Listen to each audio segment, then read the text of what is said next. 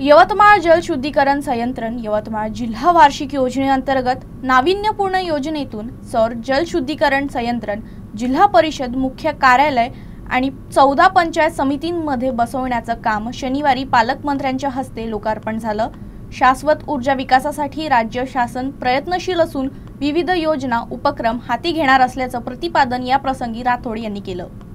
यवतमाळ जिल्ह्यातील जिल्हा परिषद आणि पंचायत समितींच्या इमारतींमध्ये सौर ऊर्जा आधारित जलशुद्धीकरण संयंत्रण कार्यान्वित करण्यात आला आहे। या सुविधेमुळे ग्रामीण भागातून येणाऱ्या नागरिकांना शुद्ध आणि थंड पाणी उपलब्ध होणार। शाश्वत ऊर्जा विकासासाठी राज्य सरकार प्रयत्नशील असल्याचे पालकमंत्री संजय राठोड यांनी सांगितले। सौर प्रणालीमुळे वीज खर्चात बचत, प्रदूषण मुक्त ऊर्जा आणि पर्यावरण संवर्धन साध्य होणार असल्याचेही त्यांनी नमूद केले।